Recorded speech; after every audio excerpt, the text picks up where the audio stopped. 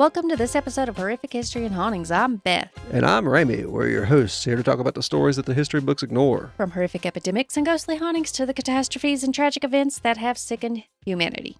Yes. I don't have a today in history for this one. It's the same day, so that's the previous episode. We are going to do the short... Oh, I have a tragedy that happened. Okay. Same as last episode. My Nintendo Switch didn't show up in time. Well, Switch 2. We already know that now. They're going to know it 4 weeks later. This is very bad. I want my complaints heard. FedEx has really messed it up. Well, if you work for FedEx, be sure to let your bosses know that. He is angry. I am cross. I called them at 10 o'clock last night to find out why it was not. It was on the delivery vehicle. It was on the delivery vehicle and then didn't get delivered. And it won't be delivered now. So they didn't want to come up our driveway. For 3 more days. Or just leave it at the big mailbox that I have. Yeah, for 3 more days. I have to wait now because they won't deliver it on the weekend. We need to get one of those. I paid for overnight shipping. Box things to put down there. I got a refund from overnight shipping. That's why I called them. I was like, hey, now. No. No, this will not be going on. If I paid for it and you had it on the vehicle and didn't deliver it, that's on you. Yeah. I was a delivery driver. I didn't do stuff like that. No, I only took one order back to the store, and that's because I didn't have signal. Where it sent me and said the house was, there was no houses. It was nothing but woods. Oh. Nothing but woods. I also didn't have signal, so I got lost trying to find enough signal to call the person. The person didn't answer, so my car then started acting up, and that's when all the lights on the dashboard was going off, and I was like, that's it. I'm done. Yeah, fair enough. But no, this is another alphabet of death, but it's not really. With asterisks. It's not really alphabetical order. It's just the last bit of that book. The stuff they didn't know what to call. I guess. The first part is death certificates. Did we have an episode about these? I don't think so. Not death certificates. Tombstones. We had grave. Yeah. The practice of recording deaths can be traced back to 11th century church records in England. In America, information about births, marriages, and deaths had been recorded since 1632. Usually, ministers or church trustees were responsible for the records like this. Yeah. In many southern and western states, a family Bible was about the only place where those events were written down. We still have a family Bible that did keep track of those events. Mm-hmm. Before the 1800s, many rural areas didn't have consistent record-keeping practices, and until the late 19th century, recorded causes of death were often inconsistent and vague. Between 1766 and 1910, many causes of death were recorded on death certificates that were unclear. For today, it's mostly because diseases were not classified as they are now. Caregivers or those present at the time of death would have the responsibility of describing as best they could what they observed while this person was dying. An example of this is the term commotion, which appeared on 21,542 death certificates during the 1800s. Does that just mean seizure? It could have been head injuries or concussions or just a more general way to describe someone who was bopped in the head and died from it. Quite a commotion. Oh, no. So that's how that was explained.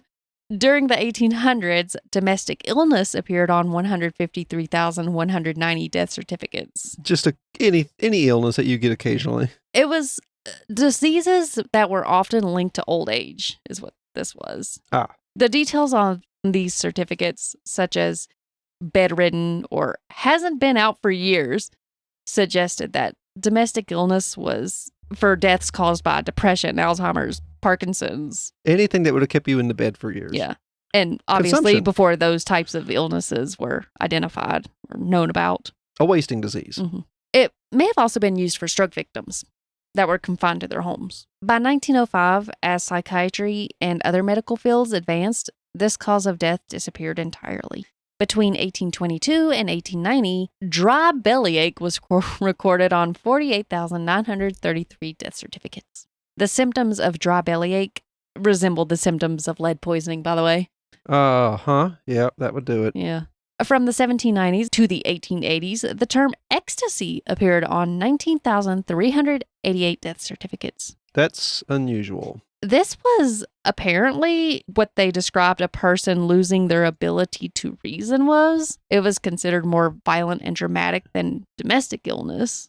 But I'm assuming syphilis where it eats your brain Perhaps. or whatever happens, maybe, is an example of that. I'm assuming. I don't know. I'd say certain. I've seen really chill people with Alzheimer's, so maybe. During the 18th and 19th centuries, people with mental illnesses were often locked away in inhumane prison conditions in rural and pioneer areas that lacked institutions. These violent, mentally ill people were usually chained to objects until they died. And this was also part of the ecstasy, by the way. Yeah.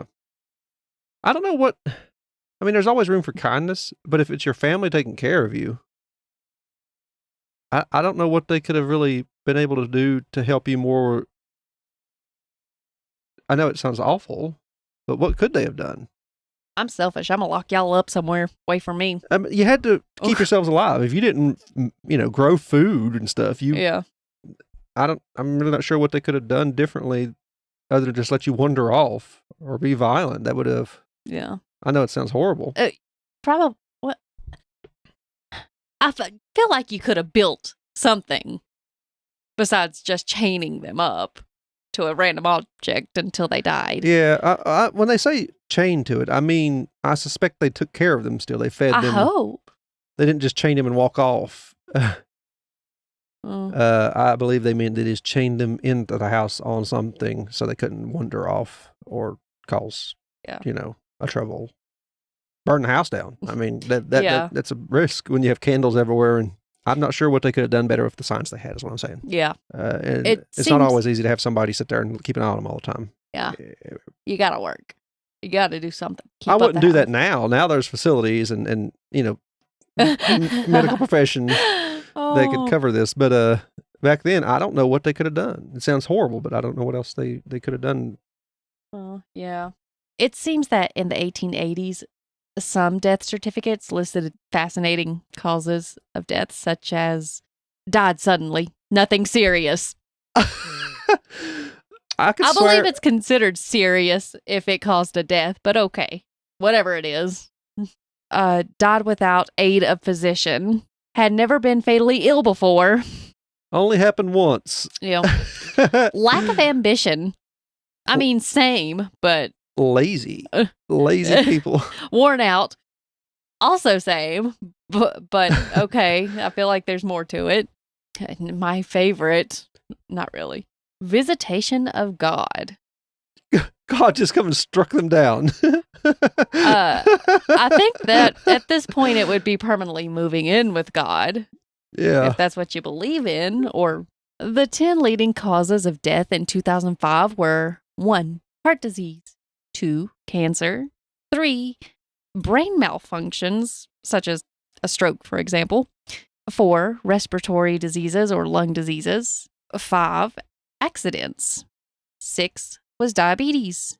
7 was influenza and pneumonia. Still, ain't that weird? It's still on the list. Well, that was 2005. I don't know what it is now.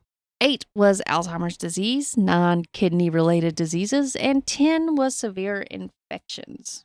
And I just have one little comment because there was a burial at sea section, and I just had a little bit to put in there because, I want to be buried at sea. No permit is required to scatter cremated ashes at sea, as long as you do it 500 feet from the shore. Well, remember that lady we seen getting hauled out on a floaty?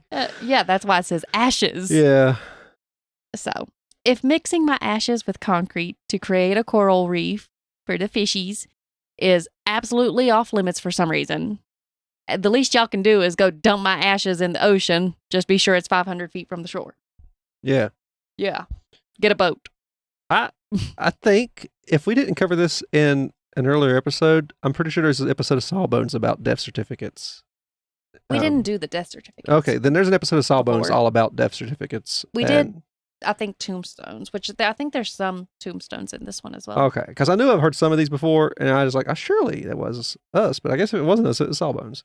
I don't think I've done a death certificates one before. It might have been the deaths, funerals, and other distant footnote kind of thing, if that was us. What is death? In 1968, a committee at Harvard Medical School came up with a modern way to define death. They decided a person is officially legally dead when the brain stops working for good. This includes the part that handles the basic human survival activities such as breathing. Mm-hmm. To check this, they came up with a test.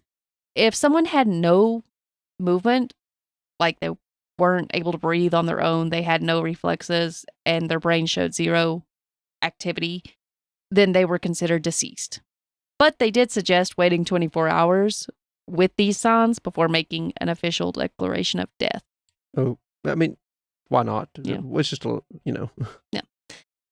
And then we're going into the final words, which, like I said, we did an episode on, or part of an episode at least, on that. So you may hear it again. We didn't have the book at the time. Yeah. So, in ancient Egypt, the tombs of the elite featured hieroglyphics telling the story of their lives, but sometimes they were apparently mixed with embellishments, so they say. But who are we to actually say? We weren't there. Yeah, we weren't there. Oh, that's why I said they didn't say, so they say. I say, so they say. Greeks and Romans continued this tradition by carving tales of battles and achievements by the dead. And then we fast forward to colonial America, where gravestone etchers would consult with the dying to capture their final messages. Well, that must have been a lovely job. When the gravestone etcher shows up, things aren't looking good. Some were actually pretty interesting. For instance, this one from 1754 said, "Here lie the bones of Joseph Jones, who ate while he was able, but once overfed, he dropped down dead and fell beneath the table. When from the tomb to meet his doom he arises amidst sinners, since he must dwell in heaven or hell, take him whichever gives him the best dinners." There's a circle of hell just for gluttonous folks.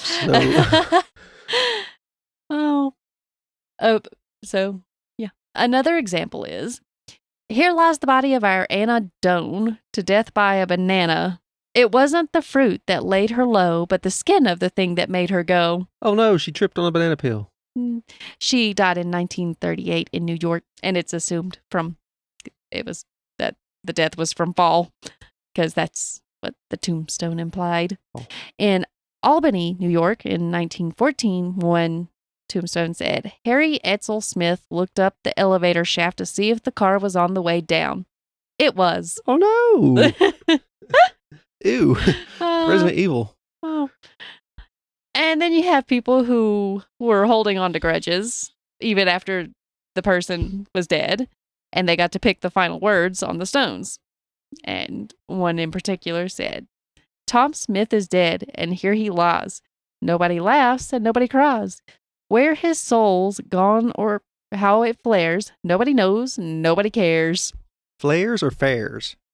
Fares, not flares. Well, fares. I mean, it could have been a great shiny soul. Who knows? No. But apparently nobody cares. No. That's what matters. In Atlanta, Georgia, the tombstone of an unfaithful husband read, "Gone, but never forgiven." Reasonable. In Littleton, Colorado, a grave from 1979 had written on it, "I told you I was sick." Oh no. Remind them why you are here. And I think it was less than 15 minutes probably. Oh, it's 17 minutes. Oh, was it? Yeah. But that's the end of this alphabet of death. I actually have an idea for like a serial killer version of alphabet of death. Mm-hmm. Maybe we should look at a natural disaster one. Well, the thing is, I'm going to hold off on this until I finish the horrific hydros and at least the hauntings and legends across the United States. Yeah. At least want to finish that one before I start any more like little series types. Yeah. Let us know. Do you like the one-offs or do you like the series like this? Reach out any way you can. I'll explain how to reach out here in a minute if Beth's done talking. Yeah. Okay. Yeah, sir. There'll be a Linktree link in the description that will cover everything you can imagine. The first link is our home website, the Gruesome Gaming Group, our podcast network. It will take you to all of our different podcasts. You can subscribe there. You can also find our YouTube channels there. We have streams up, Sims games, and of course the podcasts themselves are on the YouTube channel as well. There's all our socials. You can reach out to us there, follow us there. There's a Facebook group just for this podcast. There's also eBay shop if you want to buy anything to help support the channel or the podcast, or a link to send us a direct tip if you think we deserve such a thing. We really appreciate it. Helps keeps us hosted. I mean, even use the eBay as a social reach out. Those messages always come through when some of the social ones don't, I've noticed. Let us know. Give us some sort of, sign if you prefer the one shot or the mini series kind of thing where we talk about. Or if there's a particular subject one that you don't like or the ones that you do like. Yeah, we just like some input on that. I mean, we could look at the listen numbers, but the listen numbers are pretty consistent. They are consistent, I've noticed. And except for the big flare-ups we get during Halloween. Yeah, well, that's to be expected with what our podcast is about. Yeah. No, they seem to be fairly consistent. Which is good. Thank you for listening. We really do appreciate the listens. It makes me feel good. Yeah. Everybody likes to be heard.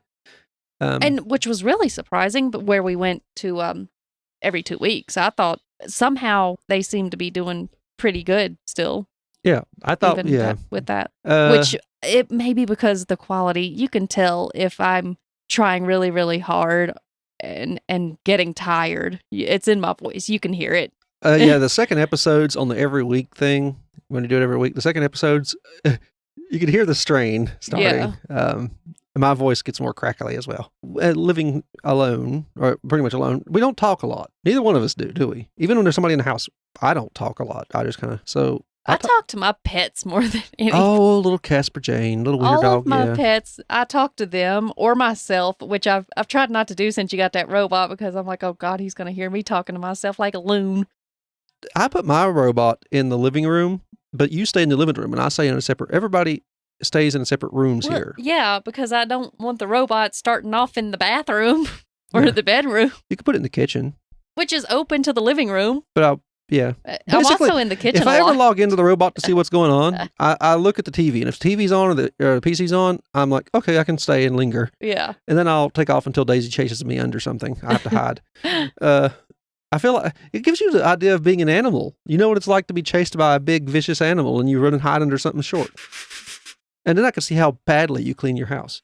The floors are dirty. There's cobwebs everywhere. I sweep or vacuum my floors every day. Clearly not under the desk. No, I don't move that desk. If I can't see it, it's none of my business. Well, I see it's like saying move the refrigerator. No. Do I still have a hat on the robot? I took it off and put it on top of the fridge while Daisy was playing with it. Okay, because I noticed I could get under places again that I couldn't when the hat was on. Oh, yeah. Yeah. We need to start making TikToks of those.